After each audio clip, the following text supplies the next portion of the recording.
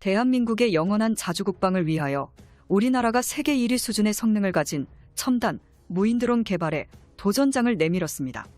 현재 우리 군은 기존에 보유한 구형 공격기 중 일반형 100여 대를 개량하지 않고 퇴역시킨 뒤에 그 자리를 대체할 국산 공격 무인드론을 개발하기로 결정했습니다.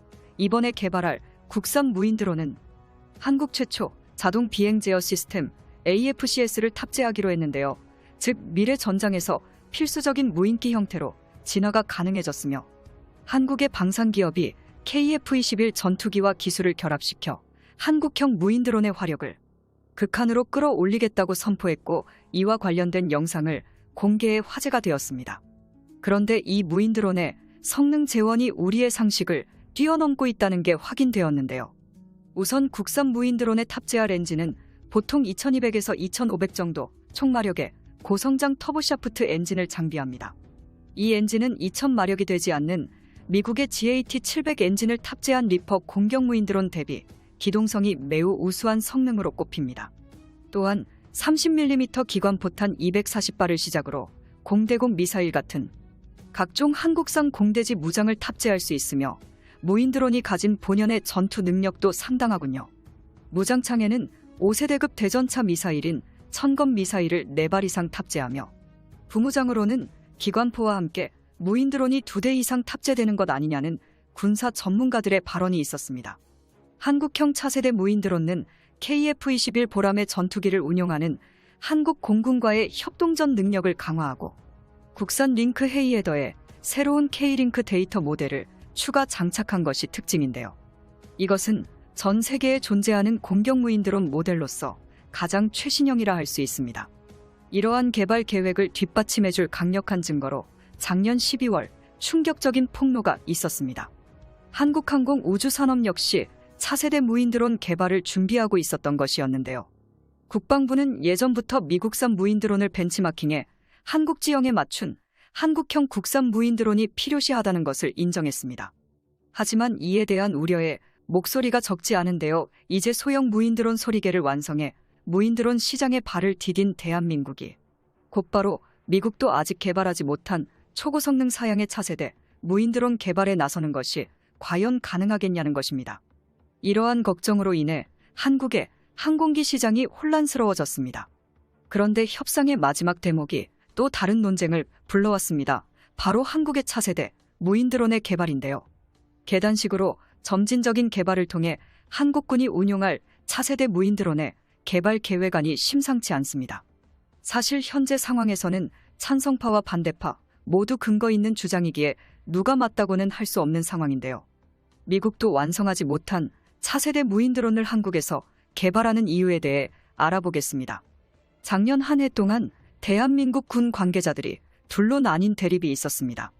우리 군의 노후화된 전력인 구형 공격기를 개량해 계속 사용하자는 개량파와 국산 기동 무인드론 소형 무인드론 소리개를 공격형 무인드론로 대체하자는 국선파가 대립하며 두 개의 주장의 대립이 발생했습니다. 우리 국군의 미래 무인드론 전역에 육성 방안을 두고 대난투가 벌어진 것인데요. 개량파는 국선파가 방산기업과 결탁해 방산비리를 저지르고 있다고 주장했고 국선파는 개량파가 남은 무인드론을 부여잡고 국방산업 발전을 막고 있다고 주장했습니다. 하지만 다행히도 타협에는 성공했는데요. 노후화된 무인기 중 일부를 개량하고 소형 무인드론 소리개 개량형을 추가 도입하는 대신 나머지 무인기 자체 개발이나 소형 무인드론 소리개의 개량을 포기하기로 합의한 것입니다. 당연히 2030년대에 소형 무인드론 소리개로 대체한다는 기존 추진 역시 폐기됐는데요. 이를 대신해서 국선 차세대 무인드론을 도입할 것을 결정했습니다. 구형 공격기와 무인기의 퇴역까지 남은 20년 안에 새로운 차세대 무인드론을 개발해 구형 전력은 최첨단 고성능 무인드론로 완벽하게 대체하자는 것이 국선파의 주장이었습니다. 차세대 무인드론 개발만 제대로 진행된다면 우리나라 국방력을 획기적으로 상승시킬 수 있는 굉장히 좋은 타협안이라 할 만합니다. 그런데 이 협상안에는 치명적인 결함이 있습니다. 차세대 무인드론 사업이 실패한다면 우리 군의 미래 전력 건설 계획에 심각한 차질이 발생할 수밖에 없다는 것입니다. 개발에 들어갈 자금 역시 막대할 것이 분명한데요. 이러한 난관을 헤쳐나가기 위하여 대한민국은 더욱 신중하고 현명하게 접근해야만 합니다. 한국이 무턱대고 최신형 무인드론 개발에 달려들었다가는 돈만 날리기 쉽다는 것이죠. 이들의 주장도 상당히 일리가 있는데요. 4세대 무인드론 개발에 투입될 예산이 미국과 달리 너무 한정적이기 때문입니다. 이는 수십조를 투자하는 미국에 비하면 상당히 적은 금액으로 단 한 번만 실패하더라도 사업 자체가 파탄이 날 수밖에 없는 상황입니다. 높은 확률로 실패 없이 잘 될 거라 생각하는 게 아니라면 쉽게 도전하기 어려운 과제인 것이죠. 그러나 그렇다고 아예 불가능한 것은 아닙니다. KF-21 보라매라는 희망적인 사례가 있기 때문입니다.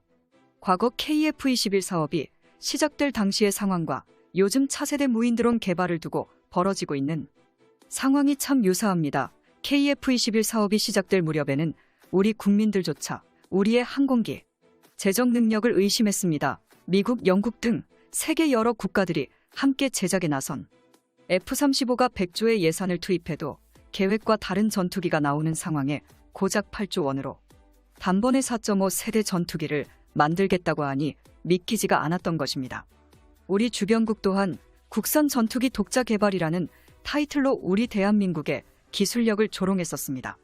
그중 대표적인 게 중국과 일본이었는데 그들의 예상과 달리 지금 우리는 그들의 콧대를 시원하게 꺾었습니다. 뿐만 아니라 오히려 지금은 두 국가가 한국의 전투기 개발을 걱정할 수밖에 없는 상황으로 역전됐는데요. 또한 한국은 KF-21 사업에 정해진 예산 내에서 KF-21 보라매라는 엄청난 실물을 내는데 성공했습니다. 내년 100차 비행 시험까지 성공한다면 실패 없이 단번에 초음속 전투기 개발에 성공하는 세계에서 유례없는 나라가 되는데요. 그러니 차세대 무인드론 사업도 KF-21 사업처럼 철저한 계획과 완벽한 사업 관리를 통해 성공적으로 진행할 수 있을 것이라 생각하는 것입니다. 더 이상 미국산 무인기에만 의존할 수 없습니다. 미국은 한국에서만 그런 것도 아닙니다. 모국인 미국 국방부에도 장난질을 쳤는데요. 2011년 9월 여러 무인드론 부품을 원가 대비 수십 배 부풀려 미 국방에 청구한 사실이 뒤늦게 알려졌는데 무인드론의 경우 원가의 34배가 넘는 가격에 판매했다는 충격적인 사실이 뒤늦게 밝혀졌습니다. 부품에 관해서 2배가 넘는 높은 값에 팔아치웠습니다. 결국 한국은 무인기 자립화에 성공해야만 합니다. 게다가 벌써 계획을 진행 중인데요. 지난 10월 18일부터 23일까지 서울공항에서 개최됐던 ADX 2022에서 한국은 미국의 FVL 사업의 결과물인 SBL 디파이언트와 유사한 두 종의 수직이착륙 무인기의 개발을 선언했습니다. 동시에 국산 기업 학습 역시 공개했는데요. 개발 의지를 피력함과 동시에 개발에 필요한 기술력을 확보했음을 세계인들에게 과시한 것이나 마찬가지였습니다. 오늘 영상 여기서 마치겠습니다. 구독과 알림 설정 언제나 감사드립니다.